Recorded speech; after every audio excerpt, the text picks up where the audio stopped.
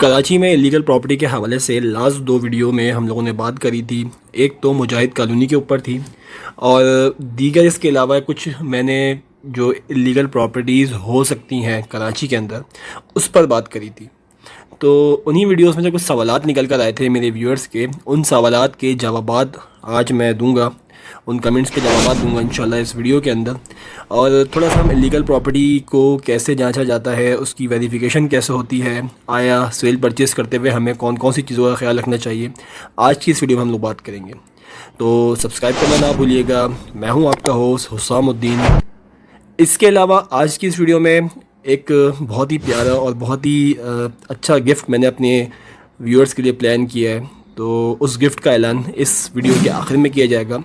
उम्मीद है इंशाल्लाह कि वो गिफ्ट आप लोगों को बहुत पसंद आएगा क्योंकि वो आपके काम का ही है। तो वीडियो एंड तक देखिएगा। तो व्यूअर्स, ये जो गिफ्ट है ये मिलेगा उन लोगों को जो मेरे चैनल्स को सब्सक्राइब करेंगे और मेरे चैनल के सब्सक्राइबर्स होंगे, उनके लिए बहुत अच्छा सा गिफ्ट है। तो सब्सक्राइब करें। और मैंने अपनी पिछली वीडियोस में भी आप लोगों से एक रिक्वेस्ट करी थी कि मेरा टारगेट 5000 सब्सक्राइबर्स का है, तो उसमें मेरी आप सपोर्ट करें ताकि मुझे मोटिवेशन मिले और ऐसी मालूमाती वीडियोस जो आप लोगों के भी काम आएँ और दीगर लोगों के जो प्रॉपर्टी के हवाले से और बिज़नेस के हवाले से फ़्रॉड का शिकार हो जाते हैं वो भी इससे जो है वो लुत्फ़अंदोज़ हो सकें। तो सब्सक्राइब करना ना भूलें। पिछली वीडियोस में हम लोगों ने देखा कि कराची के अंदर बहुत सारी ऐसी प्रॉपर्टीज़ हैं जो इलीगल हो सकती हैं या उनमें जो है वो लेन देन करना सेफ़ नहीं है।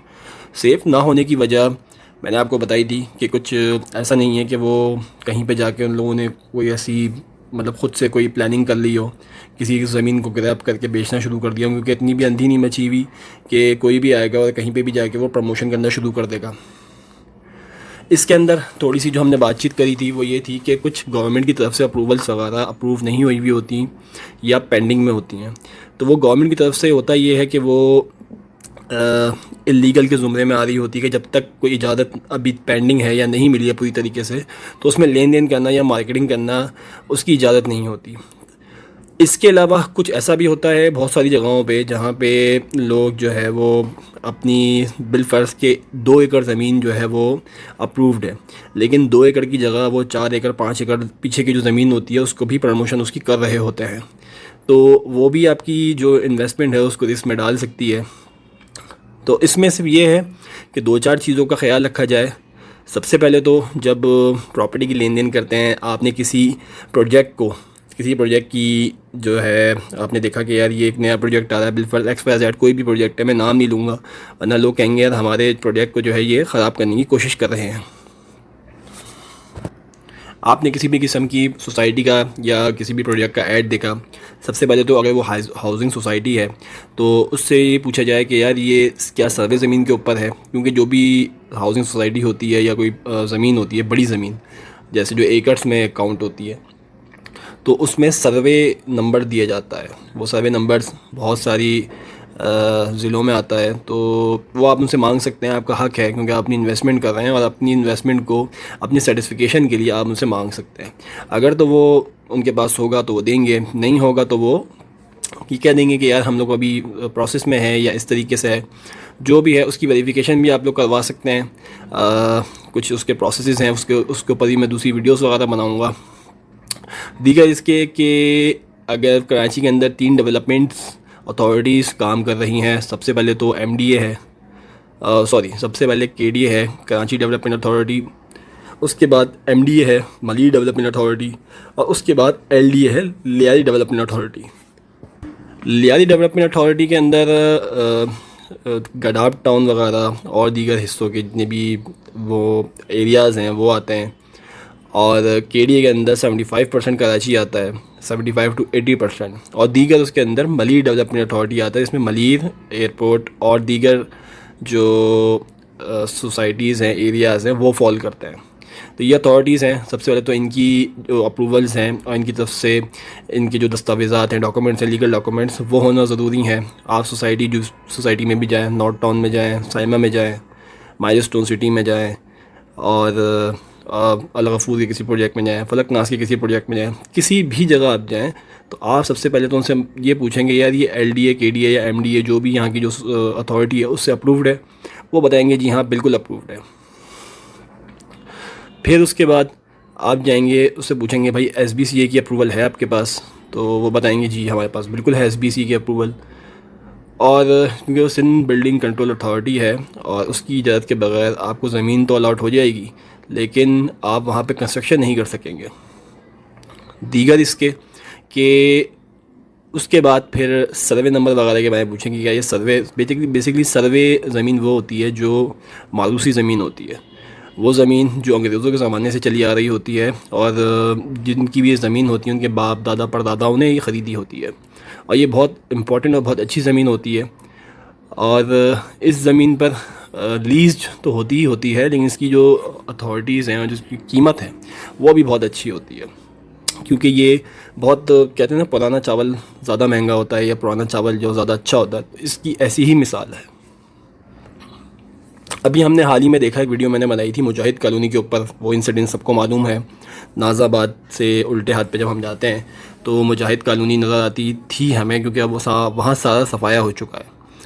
अब वहाँ पे भी यही हुआ होगा, जो वहाँ के बेचारे मकीन थे, जो रिहायशी थे, उन्होंने उस सोसाइटी को बनाने में, एक साहब का मैं इंटरव्यू देख रहा था कि उन्होंने बताया कि मैं यहाँ पिछले 50 साल से रह रहा हूँ। अब जाहिर सी बात है 50 साल पहले इतना ज़्यादा गवर्नमेंट का और चीज़ों की वेरिफिकेशन वगैरह का इतना अच्छा सिलसिला नहीं था, लेकिन आज की तारीख़ के अंदर हर चीज़ फिंगर टिप्स के ऊपर है, एक्सेसिबल है, कोई चीज़ दूर नहीं है, कोई चीज़ मुश्किल नहीं है। तो अपनी जो इन्वेस्टमेंट्स हैं उनको सिक्योर बनाने के लिए पहले वेरिफिकेशन अच्छी तरह कर लें।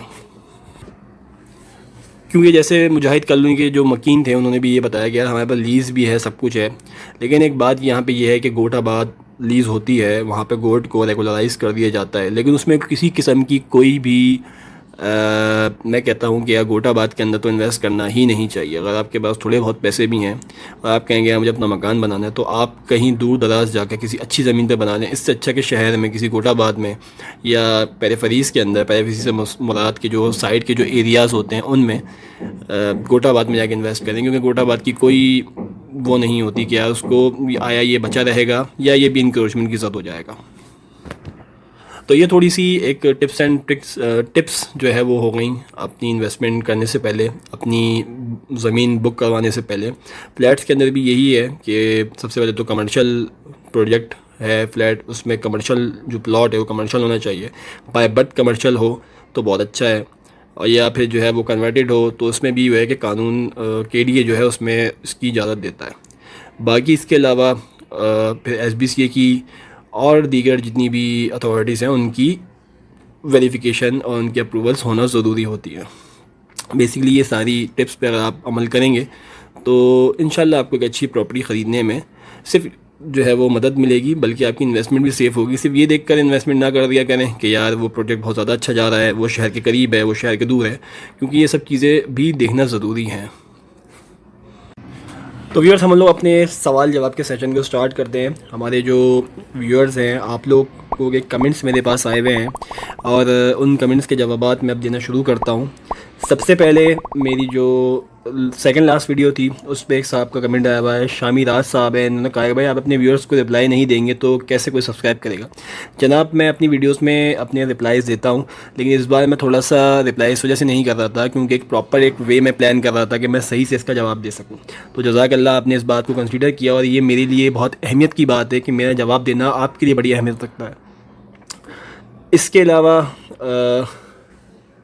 उमैर शेख साहब हैं, उन्होंने सेक्टर 53, 54 लर्ब लीगल है या इलीगल है, प्लीज़ बताएं।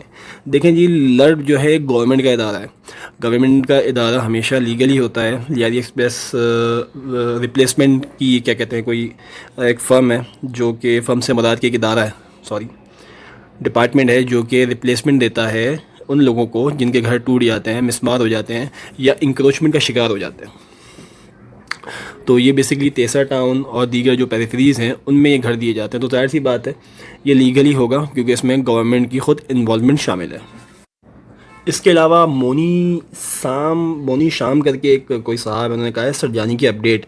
सरजानी की अपडेट ये है कि सरजानी में जो मार्केट है वो इस वक्त स्टैगनेंट हुई हुई है और ये अच्छा टाइम है इन्वेस्टमेंट करने का, अपनी प्रॉपर्टी को बनाने का और अपनी इन्वेस्टमेंट को सिक्योर करने का, क्योंकि आगे चल के भी हालात थोड़े से बेहतरी की तरफ जाएंगे इंशाल्लाह।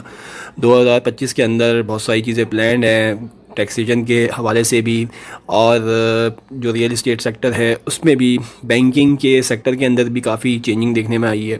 तो उसकी वजह से लोग ज़्यादातर शिफ्ट करेंगे प्रॉपर्टी में इन्वेस्ट करने में, रियल इस्टेट में इन्वेस्ट करने में।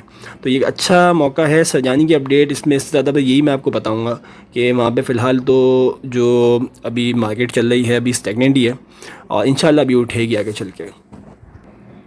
हुनैन साहब का कमेंट है कि भाई गवर्नमेंट कराची की रोड और ब्रिज तो बन नहीं रहे गवर्नमेंट कराची से, तो इतने सालों से, तो सोसाइटी कैसे बनाएंगे? तो जनाब ये तो गवर्नमेंट का काम है सोसाइटी बनाना और सड़कें बनाना। जाहिर सी बात है अभी तो पूरे कराची के अंदर जगह जगह जो है वो खोदा हुआ है गैस की पाइपलाइन और डालने के लिए, और उस पाइपलाइन को डालने के चक्कर में रोड्स भी डैमेज हो रहे हैं, सीवरेज का निज़ाम भी डिस्टर्ब हो रहा है, और जो मीठे पानी की लाइनें हैं वो भी बहुत ज़्यादा डिस्टर्ब है। लेकिन उम्मीद है क्योंकि इसके बाद काफ़ी अच्छा इंफ्रास्ट्रक्चर ही बन जाएगा, और उम्मीद पे दुनिया कायम है। मोहम्मद सलीम साहब का सवाल है कि भाई कांट व्यू पे वीडियो बनाए, उन्होंने जो है वो 80 लाख पर बुक किया था, बट अब वो लोग 2 करोड़ पे मांग रहे हैं। इस कमेंट को मुझे थोड़ा सा अंडरस्टैंड करने में थोड़ा सा मसला आ रहा है कि 80 लाख रुपए में बुक किया था, इसकी कीमत मार्केट वैल्यू 2 करोड़ रुपए हो गई है, या जो बिल्डर है वो 2 करोड़ रुपए मांग रहा है? अगर आप कमेंट कर सकें मोहम्मद सलीम साहब तो ज़रूर बताइएगा, ताकि इस पे भी इसको भी कवर किया जा सके।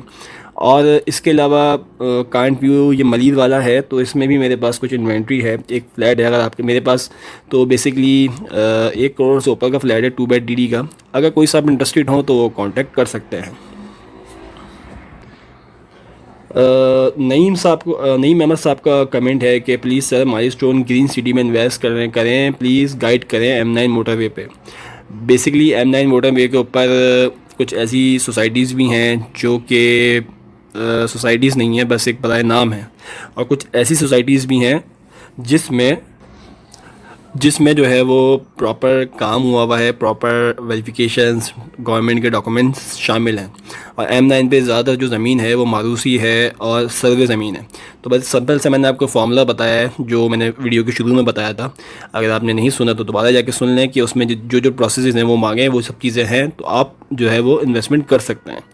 और मेरे ख्याल से ये जो माइलस्टोन ग्रीन सिटी है इसकी जगह जगह एडवर्टिजमेंट भी हुई हुई है, अभी हॉट प्रोजेक्ट है और बहुत सस्ते में ये लोग ज़मीन दे रहे हैं। मैं इनकी कोई प्रमोशन नहीं कर रहा, बस एक मैंने भी देखा है तो मैं इस वजह से इसकी बात कर रहा हूँ। फुरकान ओवैस साहब का कमेंट है कि भाई नाम भी तो बताएं इलीगल सोसाइटीज़ का। तो जनाब मैंने जो मेरी सेकंड लास्ट वीडियो है इलीगल हाउसिंग प्रोजेक्ट्स के नाम से, उसमें मैंने एक लिस्ट आप लोगों से शेयर करी थी हमारे वेबसाइट, और SBCA की भी मैंने वेबसाइट उसमें शेयर करी थी। उसमें जाकर आप लोग देख सकते हैं। काफ़ी सोसाइटीज़ का मैंने बताया था कि प्रोजेक्ट्स में जो उनकी NOCs हैं वो कैंसिल हुई हुई हैं। कैंसिलेशन की कोई भी वजह हो सकती है, ज़रूरी नहीं वो इलीगल हो, ड्यूज़ के मामला भी हो सकते हैं और दीगर चीज़ें हो सकती हैं। तेसर टाउन सेक्टर 51 गुलशन नूर ब्लॉक E का बताएं। भाई तेसर टाउन के अंदर इस वक्त मार्केट कोलैप्स कर चुकी है। 5 लाख वाली चीज़ कोई 2.5 लाख में लेने को भी तैयार नहीं है, और गुलशन नूर के बारे में मेरे पास अभी तक कोई अपडेट आई नहीं है। दीगर इसके कि वहाँ पे बहुत सारे ऐसे जो सेक्टर्स हैं उसमें गोठों ने जो है वो कब्ज़ा किया हुआ है, और उसमें इंक्रोचमेंट का काम चल रहा है। तकरीबन 16 गोट हैं या 17 गोट हैं, उस पर गवर्नमेंट एक्शन ले रही है। लेकिन तेसर टाउन एक सिक्योर इन्वेस्टमेंट है इस ज़ुमरे में कि वो गवर्नमेंट का प्रोजेक्ट है, और गवर्नमेंट आज से 10 साल बाद कोई एक्शन ले, 20 साल बाद कोई एक्शन ले, 50 साल बाद कोई एक्शन ले, लेकिन लेगी ज़रूर। वहाँ पे जो गोट वोट में जो कब्ज़ा किया हुआ है वो इंशाल्लाह जिसकी हक़ की ज़मीन है उसको मिल जाएगी। सवेरा जावेद साहिबा का कमेंट है, पहले भाई आप अपना होमवर्क कंप्लीट कर लें, लोगों को गुमराह करना छोड़ दें। मैडम मेरा जो भी वीडियोस हैं वो सारी प्रॉपर होमवर्क करके, प्रॉपर रिसर्च करके मेरी टीम बनाती है। एक एक चीज़ इसमें जो अल्फाज हैं वो बड़ी रिसर्च करके जो है वो की जाती हैं, और परफेक्ट कोई भी नहीं होता, 19-20 का फ़र्क तो होता ही है। तो इसमें 90% जो इन्फॉर्मेशन मैं देता हूँ वो अल्हम्दुलिल्लाह जो है वो बहुत होमवर्क करके और बड़ी वेरिफिकेशंस करके बनाई जाती हैं ये वीडियोस। फ़ातिमा ड्रीम सिटी के बारे में मुझे नहीं पता, ये कमेंट है नोमी ताज साहब का कि फ़ातिमा ड्रीम सिटी के बारे में बताएं कि फ़ेज़ 2 ब्लॉक 3 मेमन गोट लीगल है या नहीं। भाई मेमन गोट के बारे में तो मैं नहीं जानता कि मेमन गोट कहाँ पे है, लेकिन इसमें गोट आ रहा है तो यह है कि इन्वेस्टमेंट करने से पहले देख लें। हीरा खान कहती हैं कि शंग्रीला सिटी इज़ लीगल। तो मैडम मैंने इसको इलीगल कब कहा है? मैं तो बस ये कह रहा हूँ कि मैंने जो लास्ट एनओसी देखी थी इसमें उसमें सिर्फ कुछ ब्लॉक्स की एनओसीज़ उनके पास थी, लेकिन शंग्रीला सिटी के बहुत सारे ब्लॉक्स हैं, उनकी एनओसीज़ भी शायद उनको अब तक मिल चुकी होंगी। और बस ये है कि वेरिफिकेशन कर लें और वेबसाइट है उस पर जाके देख लें, उसमें अगर नाम नहीं है तो वेल एंड गुड। बाकी शंग्रीला सिटी भी गुड है, अच्छा है, अच्छी उसकी डेवलपमेंट है, अच्छी एक मार्केट वैल्यू है। पर उसमें जो SBCA ने एक लिस्ट जारी करी थी उसमें शंग्रीला सिटी का नाम था और उसमें उसकी एनओसी कैंसिल हुई हुई थी। उसमें से कुछ जो ब्लॉक्स थे उसको उन्होंने जो है वो सिर्फ एनओसी दी हुई थी SBCA ने। शुमाइला अर्शद साहिबा का सवाल है कि गुलशन रूमी की क्या मामलात हैं और आजकल अटाप सिटी वो सही है तो बताएं। तो इसमें गुलशन रूमी तो सही है और सारी बात मैंने वही बताई कि इसका नाम तो शायद नहीं है उस लिस्ट के अंदर, फिर भी आप लोग क्रॉस चेक कर लीजिएगा। और बस इसकी छोटी सी एक वो है कि आप लोग ख़ुद भी वेरिफिकेशन कर सकते हैं। और अटाप सिटी के बारे में मुझे नहीं पता क्योंकि इसका नाम मैं पहली बार सुन रहा हूँ। और इसके अलावा आलम रफ़ी साहब का कमेंट है, आलम रफ़ी 216 का। अस्सलाम वालेकुम भाई, मुझे प्लीज़ गोल्ड लैंड डेस्टिनी का फ़ीडबैक दे दीजिए, ये लीगल है या नहीं। Location power house 5L। बड़े इत्तेफाक की बात है यार, मैं पड़ोसी हूँ, मैं भी, क्योंकि मैं ख़ुद भी जो है वो power house north Karachi 5L में ही रहता हूँ और मेरे घर से चंद कदम के फासले पर है गोल्ड लैंड डेस्टिनी भी और अनारकली कॉम्प्लेक्स भी। बहुत अच्छा और बहुत VIP प्रोजेक्ट है और इसकी जो मामलात हैं वो भी ऑलमोस्ट बहुत अच्छे हैं और बाकी अच्छा प्रोजेक्ट है। इसमें मैं यही कह सकूँगा, बहुत लेविश प्रोजेक्ट बना हुआ है ये। गुलशन राबिया फ़ेज़ 2 के बारे में बताया, नॉर्दर्न बाईपास पे है, गार्डन सिटी के करीब। तो इसमें मैं आपको इसकी गुलशन राबिया हो गया, गुलशन रूमी हो गया और एक दो चीज़ें मैंने और इसमें देखी थी। इस पर मैं प्रॉपर एक वर्किंग करके वीडियो बनाऊंगा, उसमें बताऊंगा कि इसमें क्या मामला चल रहे हैं, इनके प्राइस के बारे में भी और दीगर चीज़ों के बारे में भी। कराची M9 मोटरवे पर माइलस्टोन ग्रीन सिटी का बताएं प्लीज़ प्लीज़ प्लीज़। मैं अभी बता चुका हूँ, आप इस वीडियो को थोड़ा सा रिवाइंड करेंगे तो आपको माइलस्टोन के बारे में पता चल जाएगा, क्योंकि अगर मैं दोबारा बताऊँगा तो वीडियो काफ़ी लंबी हो जाएगी। तो इसके अलावा MDA scheme 1 new Malir housing project के डिटेल विज़िट करें और फिर डिटेल वीडियो बनाएं।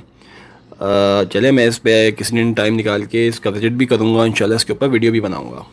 Refer any authentic society for investment Islamic research. माशाल्लाह इस्लामिक रिसर्च वालों ने कमेंट किया है कि भाई refer any authentic society for investment. या इन्वेस्टमेंट के लिए अथेंटिक सोसाइटी वही है जो मैंने 3-4 सबको बताए हैं, वो अगर पूरे हैं तो बहुत अच्छी जो इन्वेस्टमेंट है वो हो सकती है, सिक्योर हो सकती है, अथेंटिक भी हो सकती है।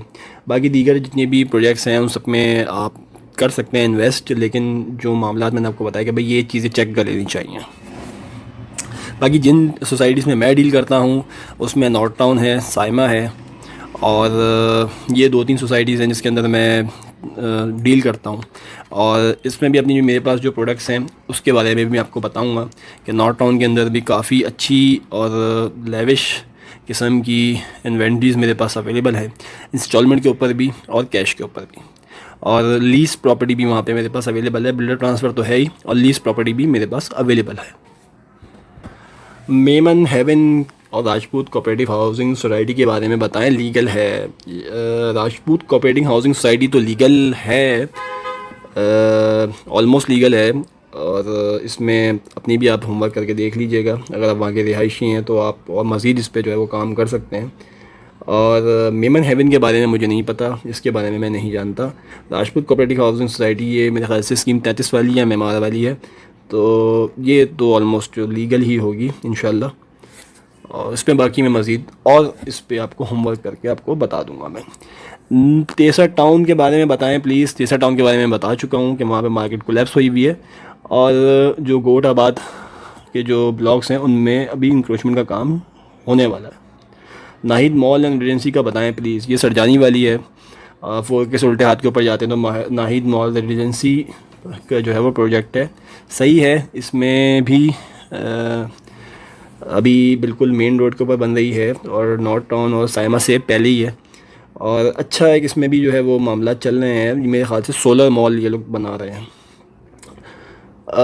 अल्फ़ा रेस ने कहा है भाई सर नॉर्थ टाउन का बता दें, और फ़ेज़ 1 में फ़्लैट्स अवेलेबल हैं, मिनिमम कितने हैं? यार इसमें मिनिमम आपको जो फ़्लैट मिलेगा फ़ेज़ 1 के अंदर नॉर्थ टाउन में, वो कम से कम भी 22 लाख रुपए मिलेगा, और 1 बेड लॉन्च, और डाउन पेमेंट होगी कम से कम 4 से 5 लाख रुपए। इसके अलावा और दीगर इन्वेंट्रीज़ अवेलेबल हैं। अगर आप इंटरेस्टेड हैं तो अपना मेरे टीम से आप रब्ता कर लीजिएगा। नीचे व्हाट्सएप का जो लिंक है वो आपको मिल जाएगा। दानिया अनम साहिबा ने बताया कि thanks for providing such information about legal property. जज़ाकल्लाह दानिया अनम साहिबा। और यह है कि मैं इस पर वीडियोस मज़ीद बनाता रहूँगा, सब्सक्राइब करना ना भूलें। बाकी सहरिश JH8Z ने बताया, कहा है नाइस इन्फॉर्मेशन, जज़ाकल्लाह सहरिश साहिबा। और इसके अलावा फ़रीदा ने कहा है, फ़रीद मुमताज़ ने कहा है थैंक्स अ लॉट। और इसके अलावा शाहिद अब्दुल्ला ने कहा please inform with list, inform करें लिस्ट के साथ। तो सर मैंने ऑलरेडी लिस्ट का जो लिंक है वो नीचे डाला हुआ है, आप जाके देख सकते हैं मेरी पुरानी वीडियोस के ऊपर।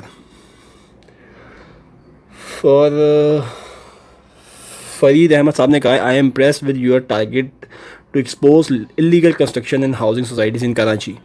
कराची के अंदर आपने जो, जज़ाकल्लाह, आपने मुझे बड़ा मोटिवेट किया, आपने बड़ा मुझे अप्रिशिएट किया, इसका मैं बहुत बहुत शुक्रगुज़ार हूँ। क्योंकि मुझे अप्रिशिएट बहुत कम लोग करते हैं, मोटिवेट भी बहुत कम लोग करते हैं। मुझे जितना भी ये काम है सारा सेल्फ मोटिवेशन पे करना पड़ता है।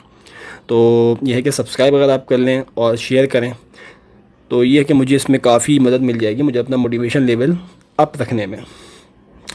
There is no office existence of लर्ब इन कराची। कराची के अंदर लर्ब का ऑफिस होगा ऐसा नहीं है। मैं इसके ऊपर देखता हूँ कि लर्ब का ऑफिस कहाँ पे है, तो मैं आपको फिर बताता हूँ कमेंट करके। तो आखिर में मैं अनाउंसमेंट करता हूँ इस चीज़ की कि जो गिफ्ट मैंने अनाउंस किया था बेसिकली वो है ई बुक बेसिकली एक किताब है मेरी, जिसका नाम है real estate facts of Pakistan. ये अभी कमिंग सून है और अभी प्रोसेस के अंदर है। इसमें वो सब चीज़ें शामिल हैं कि जो आप लोग प्रॉपर्टी से रिलेटेड जानना चाहते हैं कि इलीगल को कैसे वेरीफाई किया जाता है, और दीगर प्रोसेसेस अप एंड डाउन, और मार्केट को जांचने की तरीक़ेकार क्या है, कि रियल इस्टेट कराची और रियल इस्टेट पाकिस्तान में क्या क्या फ़र्क हैं और किस किस तरीके से ग्रो करती हैं। ये जो बुक्स हैं ये आपको स्क्रिप्ट और KDB के ऊपर $2 और $5 की मिलेंगी, लेकिन जो मेरे सब्सक्राइबर्स हैं उनको ये बुक बिल्कुल फ्री में दी जाएगी। तो सब्सक्राइब करना ना भूलें और इंतज़ार कीजिए मेरी नेक्स्ट वीडियो का, ताकि आप लोग भी इस बुक से फ़ायदा उठा सकें।